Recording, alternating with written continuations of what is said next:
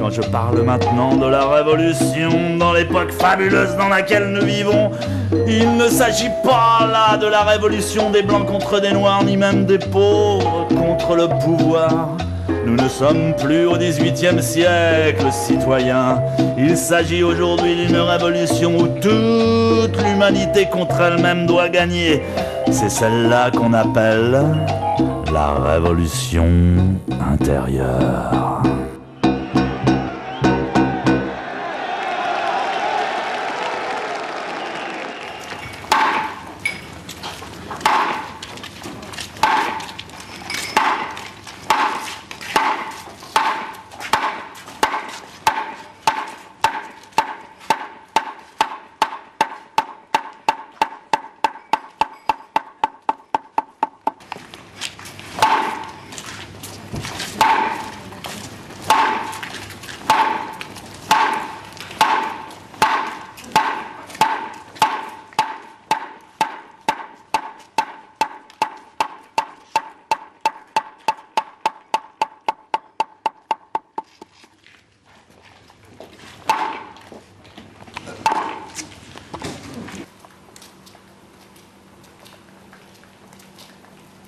Dans le Zen Soto qu'on pratique, on dit ne recherchez pas la grande illumination. En elle-même, l'illumination n'existe pas. Pourquoi elle existerait, l'illumination ? Je veux dire, il faut regarder la nature et les choses telles qu'elles sont pour voir la vérité. Dans la nature, il y a illumination, mais absolument naturelle. C'est pas une condition spéciale. Dans le Zen, il y a condition spéciale dans l'illumination, seulement s'il y a maladie de l'esprit. Mais en soi-même, il n'y a pas d'illumination spéciale et il ne faut pas chercher d'illumination spéciale. Beaucoup de maîtres insistent sur ce point et c'est extrêmement important. C'est-à-dire que l'illumination, elle est à chaque instant, à chaque zazen. L'autre fois, je discutais avec un type qui est spécialiste de prendre des plantes psychotropiques pour arriver à des états spéciaux de conscience. Et lui, il me soutenait que le zazen était un moyen pour arriver à l'illumination, ce qui est totalement faux. Le zazen, c'est l'illumination elle-même. Il n'y a pas plus que... Dogen disait, moi j'ai été en Chine, j'ai rencontré un vrai maître, et l'enseignement que j'ai compris, c'est que les yeux sont horizontaux et le nez vertical. Et qu'il ne faut pas se laisser abuser ni par soi-même, ni par les autres.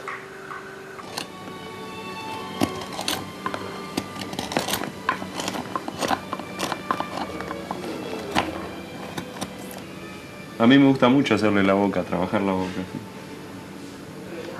Pero para mí lo más importante es la postura. Que la postura sea lo más equilibrada posible, la espalda recta, las manos la derecha debajo, la izquierda arriba y los pulgares se tocan en el medio, en el centro, debajo del ombligo.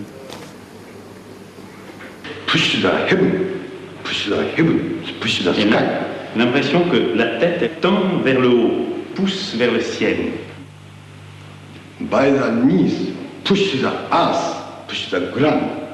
Et les genoux poussent la terre, le sol. And no. Pas de contraction inutile, les épaules doivent être complètement relâchées.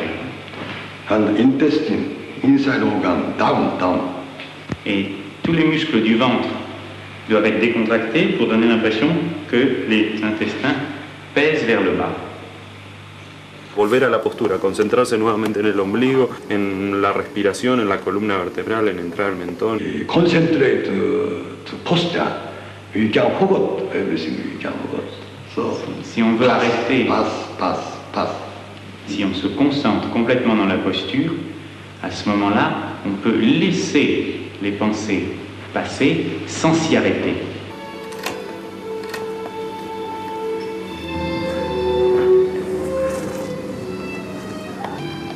C'est la plus belle chose qu'on puisse faire avec son corps, c'est zazen. C'est la splendeur de la nature. Et ça inspire le calme, l'harmonie, la force. Tout est contenu dans la posture de zazen. Dans un camp d'été, j'essaie de favoriser la pratique. Le dojo, l'atmosphère dans le dojo, les postures. Une personne qui dérange ça, avec son histoire personnelle, je suis prêt à le tuer. C'est la seule règle que je connais de compassion. Sensei, il montrait son Kyosaku.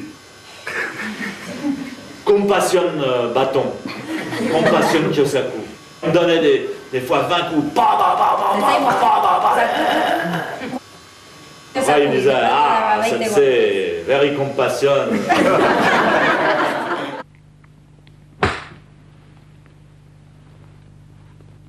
Quand un disciple veut être aidé dans sa méditation en recevant un coup de bâton sur l'épaule, il le demande, parce qu'il sent que son attention commence à fléchir. When you feel sleeping, or when your brain complicated, not so quiet. Si on se sent endormi ou si le mental est agité. So,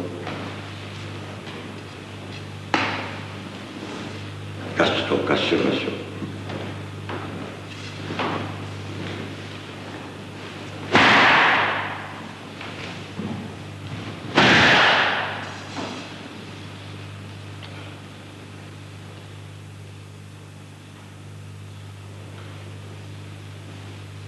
Le zazen se poursuit pendant plusieurs heures tous les jours, et parfois même jour et nuit. Mais elle est interrompue par une méditation en marchant, c'est-à-dire que l'état intérieur demeure, mais la posture est différente. Toute l'attention est concentrée dans le pouce. During one breathing, heartbeat. À chaque respiration correspond un demi-pas.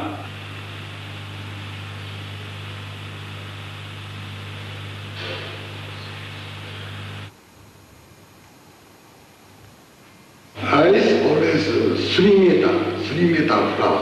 Les yeux regardent le sol 3 mètres en avant. Breathing always same zazen times. C'est la même respiration que dans le zazen, c'est-à-dire la méditation en posture assise. La respiration zen, c'est la respiration inverse de la respiration qu'on a coutume de faire. Quand on dit à quelqu'un respirer maintenant, le réflexe des personnes, c'est de faire bon. Or, dans le zen, si on vous dit respirer, on va se concentrer plus particulièrement sur l'expiration. L'expiration, elle est longue, calme et profonde.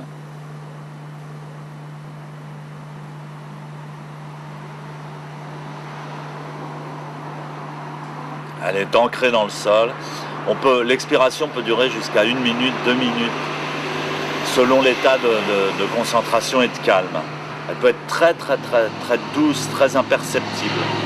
On étudie d'abord cette respiration en insistant comme la vache.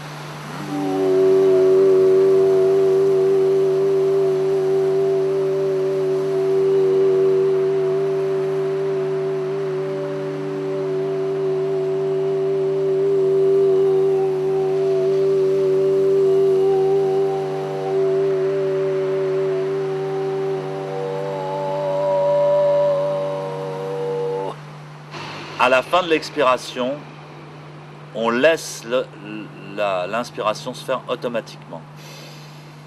À ce moment-là, on détend tout, on ouvre les poumons et on laisse l'inspiration se faire automatiquement. Mais en fait, on n'apporte pas beaucoup d'attention à l'inspiration. Et vous allez comprendre à un moment à force de le faire, vous allez comprendre que la respiration, c'est un tout. C'est un cercle. Souvent, les maîtres dessinent un cercle. Ça traite de la respiration. Ce qui est drôle, c'est que cette respiration a été adoptée, elle a beaucoup influencé, spécialement dans les arts martiaux, où dans les arts martiaux japonais, on utilise la respiration zen. Il y a beaucoup de grands maîtres d'arts martiaux, tels que Miyamoto Musashi, par exemple, et d'autres, qui ont pratiqué le zen, qui sont devenus disciples de grands maîtres, et donc qui ont adapté l'enseignement du zen, et spécialement la respiration, à leur art martial. Par la suite, on est au-delà des techniques. La respiration, à la fin, est au-delà des techniques. Elle est libre, totalement libre. L'enseignement du Bouddha l'enseignement que le Bouddha a développé et a donné à ses disciples est très simple. Il est basé sur les actes fondamentaux d'un être humain. Comment bouger, comment manger, comment respirer, comment penser. Et enfin, bien sûr, comment s'asseoir pour réaliser sa divinité.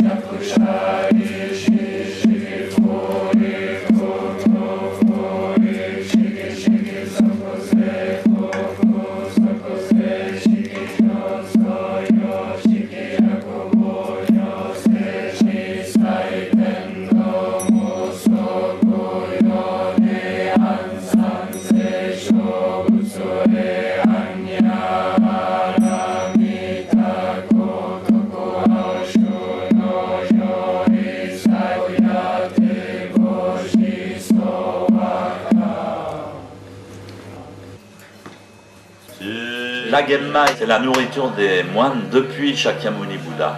Les légumes qu'on a sous la main, on les mélange avec du riz et on fait cuire très longuement tout ça avec beaucoup d'attention, avec beaucoup de concentration. Et c'est vraiment une nourriture transmise depuis Bouddha et en Chine et au Japon, et on mange cette même nourriture traditionnelle. C'est vraiment le corps du Bouddha. Alors quand on va prendre son repas, on se pose la question, pourquoi est-ce que je vais manger? Alors évidemment, un animal ou un être rustre ne va pas se poser cette question, il va sauter sur son assiette et manger. Évidemment, c'est pour survivre, mais survivre pourquoi? Donc on se pose cette question, et c'est ce qui est dit dans les sutras qu'on chante pendant les repas. Pourquoi mangeons-nous? D'où vient cette nourriture? Qui l'a préparée? Qui a cultivé le riz, les légumes, etc. Qui a préparé la cuisine, etc., etc. Donc, dédicace, remerciement à tous ces gens-là. Et maintenant, en pleine conscience, je décide de manger cette nourriture pour la propre évolution que je suis venu accomplir sur cette terre, dans ce monde matériel.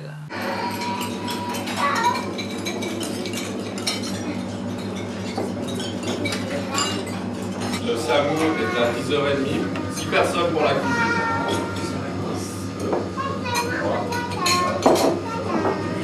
2 personnes pour la grosse plonge. 2. Pour le service, 3 personnes.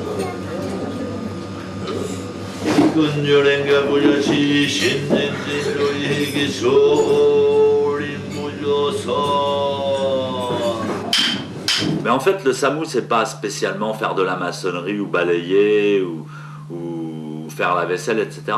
En fait, le SAMU, c'est n'importe quelle action. Hein, écrire un livre, c'est un SAMU. Effectué sans intention cachée. Il ne faut pas avoir d'intention cachée, de motivation secrète. C'est comme ton travail dans la vie quotidienne, quoi. Tu peux le prendre comme un enrichissement personnel ou alors une sorte de don que tu fais pour toi et tous les autres en même temps. Des fois, je considère mes études comme un SAMU aussi.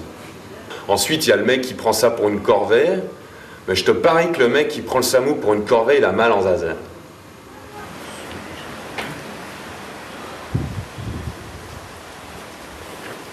Moi, je voudrais bien savoir comment, en étant que l'on zen, quelle attitude il faut prendre au travail. J'en sais rien, j'ai jamais travaillé. Bon, est-ce qu'il faut en faire un SAMU? Oui, justement, je dis des conneries, hein. À un moment donné de ma vie, quand j'étais plus jeune, j'avais un travail de concierge. Et mon travail consistait à laver l'escalier, à sortir les poubelles. Tous les matins, à 5 h du matin, il fallait que je sorte les poubelles pour les mettre dans le camion. Et l'escalier, c'était une horreur, il y avait de la merde, de chiens. Et j'ai commencé à nettoyer et tout ça. Et je me disais, mais c'est pas au dojo, c'est pas dans le zen.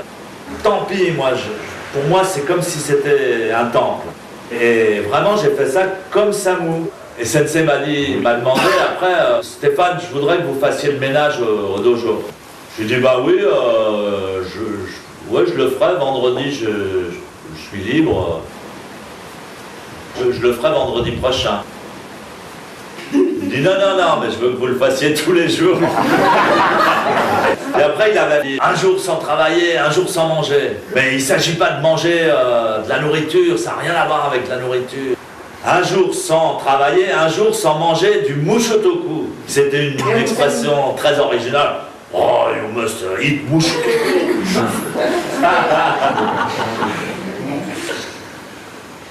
Ça voulait rien dire.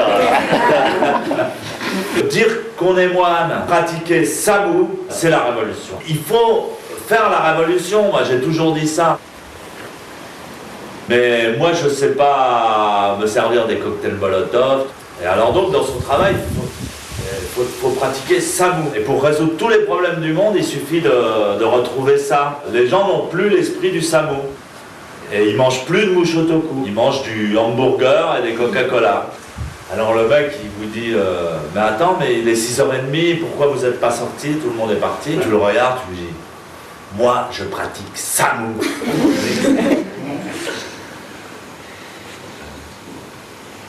Tu vois? Parce que je veux manger du mushotoku. Qu'est-ce que c'est quoi le mushotoku? J'en veux.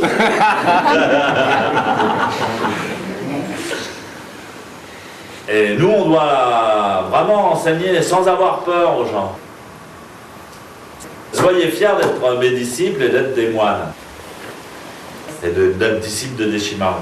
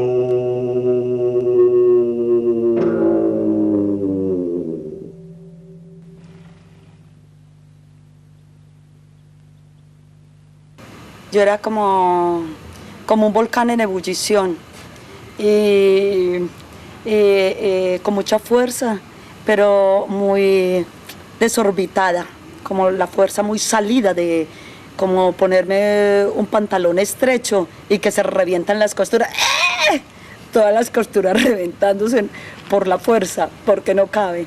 Entonces así era como mi fuerza, desencajada, desorientada, sin guía, en búsqueda. Y la transformación es que encontré el camino y ha revolucionado todo mi mundo interior. Me ha hecho más serena, más intensa. La fuerza se ha transformado en intensidad interior. Son cambios también muy minúsculos que uno siente al interior de uno mismo y es muy difícil decir que se siente en un orgasmo. Para mí también una cosa muy importante es, en esta vida, lo veo como algo que debo cumplir o tanto posible por lo menos, es descubrir a sí mismo, estar más cerca a sí mismo y estar a gusto, bueno, tranquilo consigo mismo, creo que es eso. Es como el sentido de la existencia, porque cuando una persona se conoce a sí mismo, está en todo y fuera de todo, y muy centrada porque puede controlar muy fácil emociones, tribulaciones, abandonarse al placer, abandonarse a zazen. Sí, pero eso es pues un proceso que te puede llevar que te lleva la vida entera. Espera. Es amarse a sí mismo, es tener mucho gusto con uno. Y si uno tiene ese conocimiento de uno mismo, profundiza en el conocimiento de los demás también, porque no tiene que relacionarse así como muy socialmente, que digamos, sino en otro nivel, un nivel más, más cósmico, más universal, mejor. Comme il l'a dit, Steph, de pratiquer quelque chose de très fort au sein de son quotidien, ça te permet d'avoir une stabilité dans le monde social. La génétique, la transmission des caractères, c'est quand même très proche de l'enseignement lié au zazen. Les yeux sont horizontaux, le nez vertical. J'ai commencé à me poser des questions sur ce qu'on appelle transfert de gènes horizontal et transfert de gènes vertical. Il y a quelques trucs comme ça, ouais, quand on parle du karma, de la cause à effet, ou alors de détendre sa posture et de s'ouvrir à un enseignement, eh ben, tu observes le même phénomène dans une cellule qui décondense son ADN et qui peut recevoir un enseignement, un gène d'un autre organisme ou d'un organisme semblable. Dès le moment où tu te concentres, où tu fais zazen, avec tout ton corps, les pensées disparaissent, tu es concentré d'un seul esprit, c'est l'illumination. Alors, les mecs, je leur dis, mais non, mais l'illumination, c'est du pipeau, ça n'existe pas. Alors, ils arrêtent. Ils arrêtent parce que dès qu'ils se trouvent confrontés à la réalité, ils sont déçus. Ah, c'est seulement normal ton truc? Ah, ça fait chier. Ils comprennent pas que le normal, c'est tout. C'est pour ça que les gens se font des illusions. Parce que l'homme, quand il n'a pas une explication rationnelle et intellectuelle sur une chose, ça lui fait peur. Il faut toujours qu'il explique, qu'il justifie sa démarche. Et le jour où son explication ne répond plus à sa nécessité, ou bien il en trouve une autre, ou bien il arrête le zazen. Alors, ceux qui pratiquent zazen sans explication, par intuition, alors ces gens-là sont des vrais disciples des enfants du Bouddha. Le zen, c'est une transmission orale plus qu'orale. C'est une transmission d'homme à homme, de Bouddha à Bouddha, d'âme à âme. Le fait est que maître Deshimaru est mort subitement et accidentellement, et qu'il n'a pas eu l'opportunité de donner la transmission traditionnelle officielle à certains de ses disciples. Alors pour réparer ça, un grand maître, maître Niwa Zenji, le pape du Zen si vous voulez, lui-même a tenu à authentifier certains disciples de maître Deshimaru. Il est venu lui-même, il s'est déplacé en France pour donner la transmission à 3 disciples, dont je fais partie, au nom de Deshimaru, pour aussi célébrer et certifier la réussite de la mission de maître Deshimaru. Quasiment 10 ans après cette transmission, j'ai fait ma propre sangha et mon propre travail. J'ai commencé par aller à Rennes, en Bretagne. Ensuite, je suis allé à Amsterdam. J'ai monté l'European Zen Center, qui existe toujours, qui est un grand centre zen à Amsterdam. J'ai quitté Amsterdam, je vis à Montpellier maintenant, qui est un beau pays, où le vin commence à être vraiment sérieusement sérieusement exploité. Il y a du très bon raisin. Il commence à faire du très bon vin. Très sérieusement, c'est une région au niveau de la terre qui me donne beaucoup de bonheur.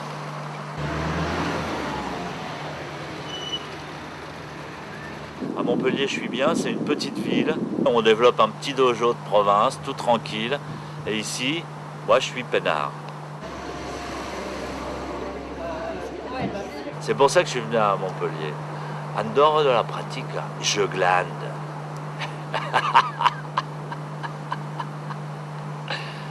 Le non-faire, c'est ce qui m'a plu dans le zen, c'est le non-faire. Je dois avouer que je ne suis pas une bête de travail et que j'aime pas trop le stress. Parfois je fais quelque chose, je peux le faire pendant 15 heures de suite si ça me passionne. Mais j'aime beaucoup prendre le temps de vivre. Pour moi, c'est le plus important, c'est la plus grande richesse.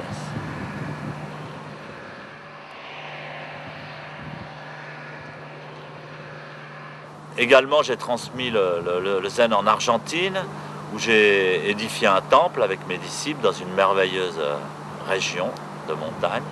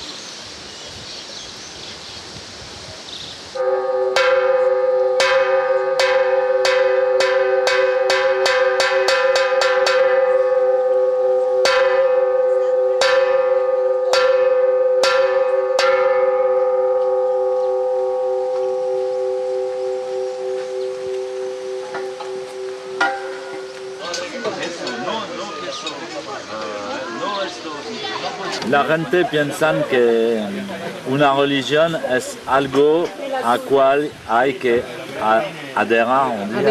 adherir, hay que creer, y que el facto que hay que creer es una cosa objetiva. Y esto es una mierda, una tontería. Nosotros no vemos las cosas así. Pensemos que las religiones son creación del hombre. Y la religión es creativa, debe estar creativa. Es decir, que nosotros somos Dios. Y es verdad, porque el hombre es creador de su realidad.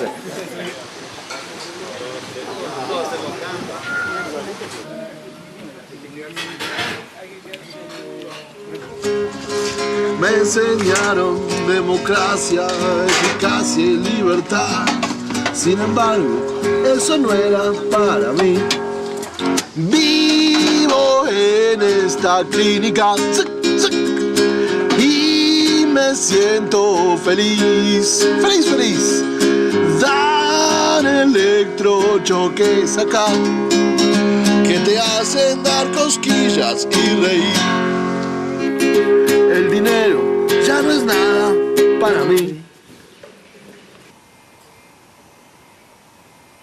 gracias a la música pude conocer a mi maestro. Una vez me tocó ir con mi banda a Jouer, a Nantes, a tocar en el festival de Nantes que se llama Les Allumés.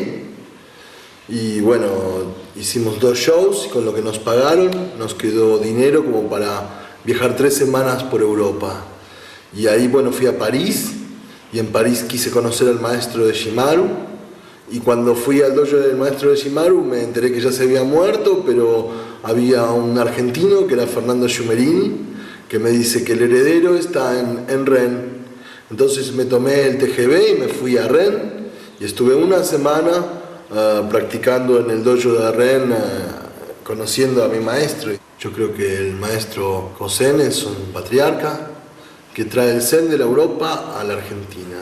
Es un Roshi, porque todos los maestros que tienen templos son Roshi, así que es un Roshi. Y no sé, por otro lado, en general, la gente que practica con mi maestro es gente que tiene que ver con la creatividad. Hay muchos actores, músicos, escritores, pintores. Yo no sé por qué, pero creo que hay alguna ligazón entre la creatividad y los artistas y el zen.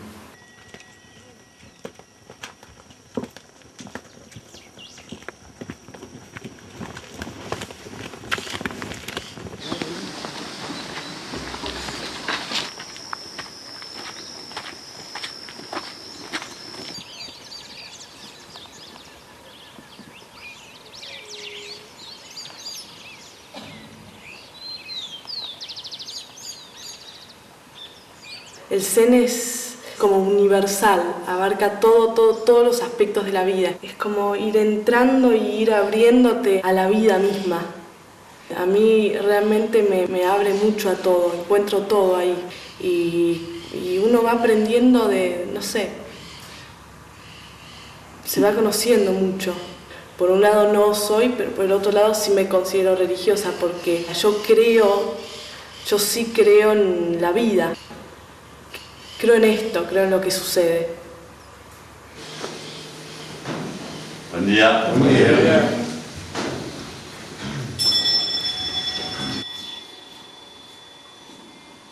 Tengo la suerte de conocer a mi maestro, porque para mí es el top, no hay más.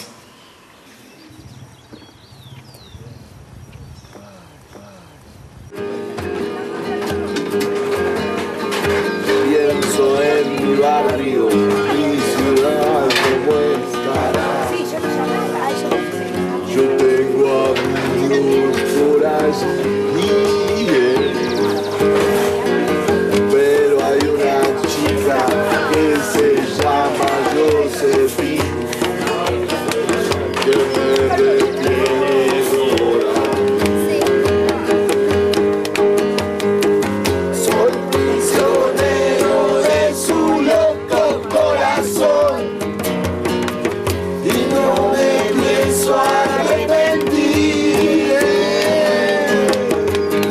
Soy prisionero de su loco corazón y no me pienso arrepentir. Et également, j'ai ouvert la voie aussi à Cuba, cette petite île qui fait tant d'histoire, où maintenant il y a une vraie sangha, où on est accepté, où on pratique vraiment très sérieusement le zen.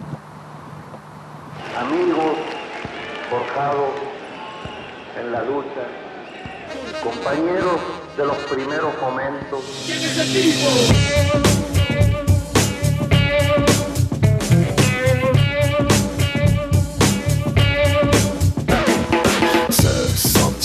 De liberté qui donnait à l'homme son pouvoir d'aimer a bien disparu sans que personne ne s'en soit aperçu. Tout paraissait possible mais ça ne le fait plus. Il avait fait soleil et ensuite il a plu. Ce sentiment de liberté, une fois tombé désamorcé, on se trouve sans amour et on n'éprouve plus que des besoins sans vertu. Et l'on se voit déçu par l'opacité d'une vie sans absolu. Sentiment de liberté, tu es sourd et tu marches au radar, ce sont là les caractéristiques spécifiques de ce que les ignares appellent la vie de tous les jours, intégré pour un jour, prisonnier pour toujours. On n'entreprend plus rien pour changer son parcours, dont on ne voit le jour ni dans sa tête ni dans son cœur. Et l'on s'échoue avec langueur sur cette nécessité qui vainqueur s'impose à nous et nous écœure. Il avait fait soleil et maintenant le ciel pleure. C'est un sentiment de liberté effacé parce qu'on ne suivait pas un objectif après, comme par exemple le vrai sentiment de liberté qui est bleu comme l'éclair de l'esprit qui jaillit quand il fait soleil et qu'il pleut. He understand my mind, not complete, but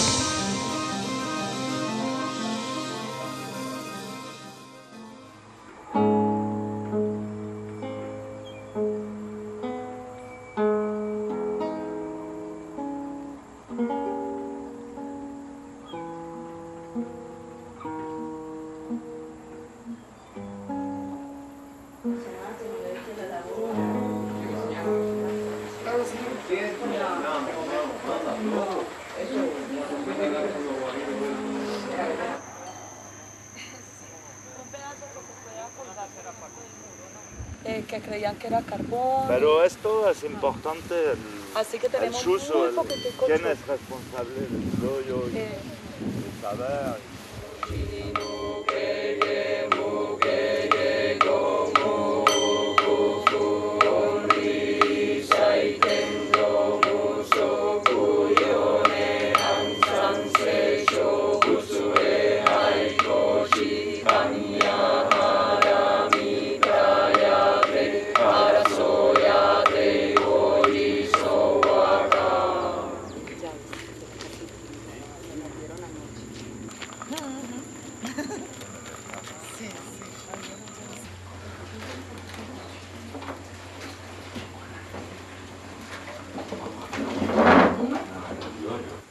Cada uno tiene su bol, los dos que van a servir son enfrente y al final de cuando me sirven empiezan a servir todo. ¿Entendieron? Y al principio ofrecer el arroz para el Buda y así gacho y inmediatamente al principio hay que practicarlo con buenas maneras pero rápidamente, ¿sí? Así rápidamente, con seguridad, sin hesitar, así, saluda, ponerle y después empieza el sutra, vuelve aquí y sampai. Empieza el primer sutra. Los dos que van a servir, la Genmai, son así enfrente. En realidad son ellos que me sirven, tú no. El Tenzo solamente ofrece al Buda y hace sampai. Y después, cuando es el segundo sutra, hacen gacho y empiezan a servir primeramente el Suso y el Godo y sirven todos así. Moi, j'ai jamais voulu enseigner. J'ai beaucoup désiré rencontrer un maître. J'ai rencontré un maître et j'ai espéré qu'une seule chose, c'est être son disciple. Moi je le suivais, j'ai demandé l'ordination de Bodhisattva, tout ça. Et moi ça faisait 3 ans que je faisais zazen, il m'avait presque jamais adressé la parole. Et un jour, il a dit à 2 ou 3 de ses disciples, vous allez là-bas, Bernard tu fais la cuisine, Stéphane t'enseigne le zen. Et puis à ce moment-là, il me dit, you must become monk, vous devez devenir moine. Moi je disais, j'ai pas besoin d'être moine, je suis déjà comme un moine, moi je suis attaché à rien, je croyais que j'étais déjà comme un moine. And he sent me in Sevi, he sent me in Germany, he sent me in many sessions to make sessions. My problem it was not, I want to be a master. My problem it was, is my master recognize me as a true disciple? It was my only problem. He said to me before to die, oh Stéphane, you must be a master. And I said, no, sensei, I could not be a master like you because my ears are small, your ears are like this. So he said to me, no, but your nose is big. So.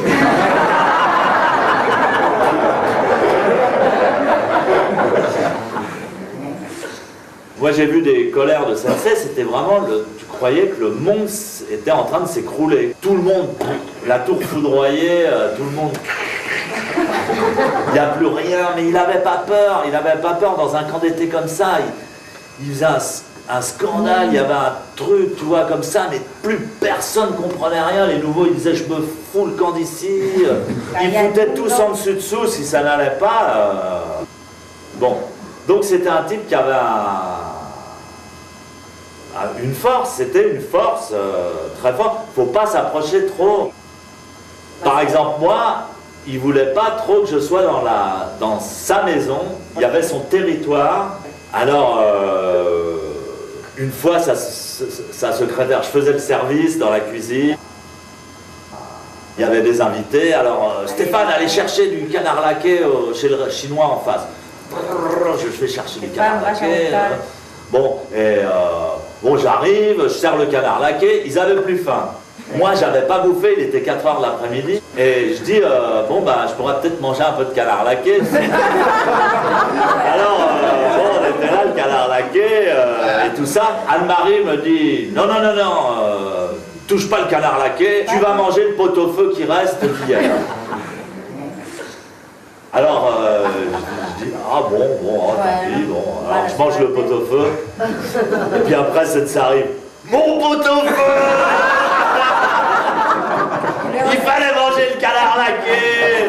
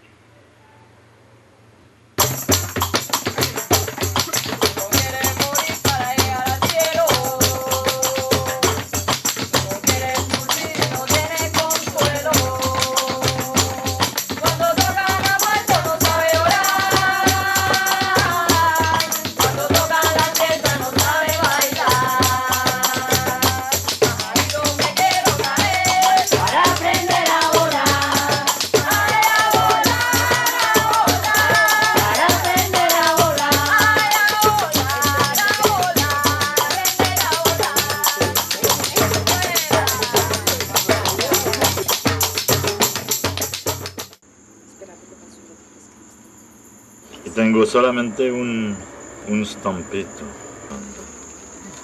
¿Quién hace el diseño? Un chino que encontró en Budapest. Ko, ça c'est Sen.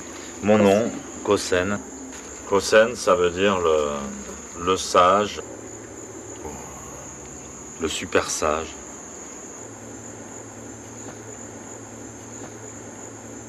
Le Kessa, c'est l'habit qu'a choisi le Bouddha. Un jour, il se promenait dans des chanderies et un disciple lui a dit Maître, il faudrait qu'on ait une sorte d'uniforme pour nous distinguer, nous, les nouveaux disciples. Qu'est-ce qu'on devrait prendre? comme forme d'uniforme. Et donc le Bouddha qui était là, il a regardé les chandries, il a dit « Ces chandries, c'est notre uniforme ». Le disciple s'est dit « Eh bien, on va fabriquer un vêtement qui ressemble à des chandries ». C'est là qu'est né le kessa. Et donc la tradition, c'est de ramasser, donc comme on est moine, on récupère, ramasser des vieux tissus qui servent plus, dont les gens ne veulent plus, qui n'ont plus d'utilité sociale. On les lave, on les teint et on les coud ensemble à la manière des chandries. Alors là, il y a donc 25 bandes comme ça, et c'est le kessa de la couleur traditionnelle du Bouddha, c'est le kessa du Bouddha. Alors celui-là sert pour pratiquer zazen. C'est un kessa de maître, c'est le kessa du maître. Donc ça, c'est vraiment l'objet de foi, dans le symbole le plus élevé dans le bouddhisme, c'est le kessa. C'est vraiment très, très important. En voilà encore un qui est tout à fait particulier, qui m'a été offert par un disciple de Maître Deshimaru, qui a 49 bandes. Alors en général, on ne fait pas de kessa à 49 bandes. Et 49, ça symbolise les 49 jours. On dit que le Bouddha est resté 49 jours sous l'arbre de la Bodhi. Donc la couture du kessa, c'est quelque chose de très profond, de très important dans la pratique zen. On dit qu'il faut toujours être concentré ici et maintenant. Seulement ici et maintenant existe comme un point. Le seul point de la réalité, c'est ici et maintenant. Le passé n'existe plus, le futur n'existe pas. Et donc, ce symbole de coudre, chaque point, c'est ici et maintenant, ici et maintenant, ici et maintenant, ici et maintenant, ici et maintenant. Si chaque point du présent est concentré, à la fin, notre vie devient une merveilleuse ligne régulière.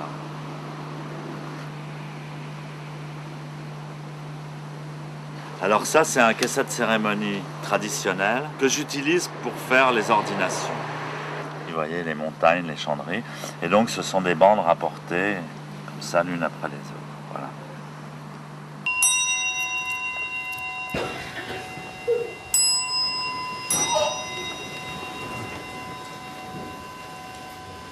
Alors maintenant, on va vous transmettre les vœux du Bodhisattva, parce que tous les Bodhisattvas avant vous ont fait les mêmes vœux déjà.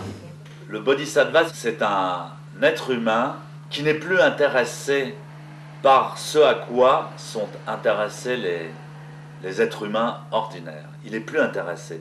Il cherche plus la femme de sa vie.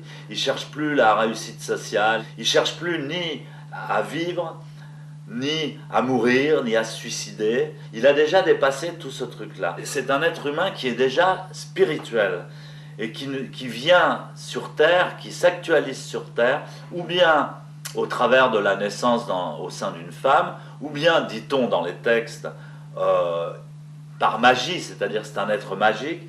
Il s'actualise sur Terre pour aider les gens, pour les aider à mûrir, et lui en même temps mûrir. Et les vœux, c'est extrêmement important. C'est la base du bouddhisme. Ça commence par ça, le bouddhisme. Alors, je fais vœu de trouver enfin un endroit paisible où on ne souffre plus, je veux trouver ma vraie vie, je voudrais aider les autres, je veux faire quelque chose, je veux être comme Bouddha, je veux trouver l'illumination un jour, éveiller mon esprit, comprendre. Alors tu regardes les vœux du Bodhisattva, tu dis merde, mais c'est exactement ça, c'est mes vœux à moi. Et tu dis bah ouais, c'est pour ça que tu reçois l'ordination de Bodhisattva. Devenir moine est la meilleure et la plus haute méthode pour que le corps et l'esprit deviennent la voie.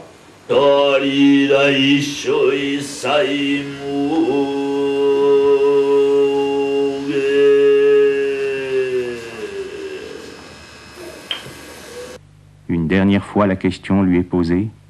Êtes-vous prêt à mourir à vous-même pour réaliser la vie infinie et éternelle, votre nature de Bouddha? Cette infime touffe de cheveux, le dernier fil qui le reliait à la vie du siècle, est rasé par le maître. Les amarres sont tranchées.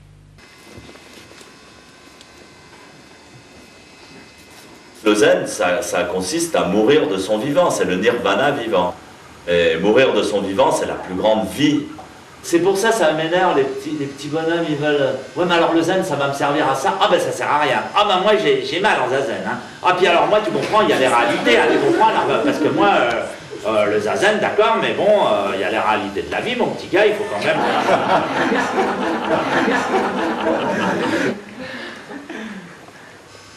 Ouais, je pense que le zazen, c'est tellement grand,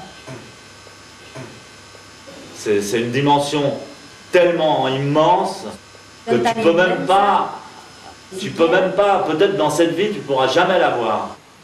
Donc je ne sais pas s'il y a évolution ou pas évolution. Du point de vue linéaire, moi j'ai l'impression d'évoluer.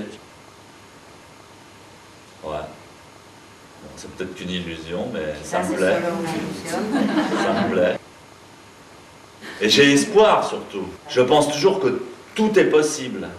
Il y a une phrase qui dit « Quand tu pourras douter et croire », douter et vouloir, douter et pouvoir, alors tu seras sauvé.